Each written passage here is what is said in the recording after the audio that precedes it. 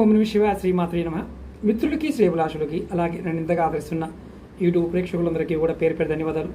మిత్రులారా, మీ అందరికీ పరాదేవత ఎల్లవెల్లలా మీతో ఉండి మీ మనోవాంఛ నెరవేర్చాలని మనస్ఫూర్తిగా కోరుకుంటున్నాను. ఈ వీడియోలో ఈరోజు నిర్జల ఏకాదశి. ఈరోజు మీరు ఎట్టి పరిస్థితుల్లో కూడా ఈ తప్పులు చేయకూడదు. మీరు తప్పులు చేశారా మీ జీవితంలో మిమ్మల్ని దరిద్రం వెంటాడుతుంది.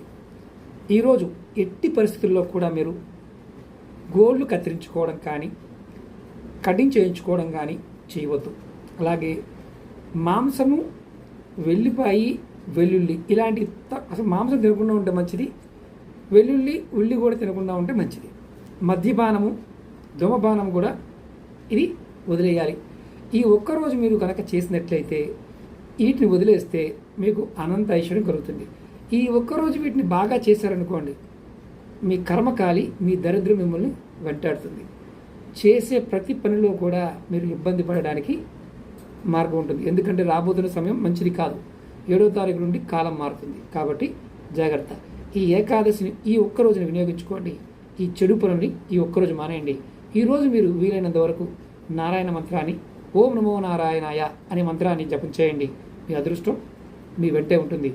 లక్ష్మీ యోగం కలుగుతుంది. దరిద్రాన్ని తెచ్చుకుంటారో లక్ష్మి తెచ్చుకుంటారో అది మీ చేతుల్లో ఉంది. అలాగే మీకు ఈ వీడియో నచ్చినట్లయితే లైక్ చేయండి, ఛానల్ని సబ్స్క్రైబ్ చేసుకోండి, పక్కనే ఉన్న గంట సింబల్ని యాక్టివేట్ చేసుకొని ఈ వీడియోని 10 మంది మిత్రులకి షేర్ చేయండి. ఓం నమః శివాయ శ్రీమాత్రే నమః.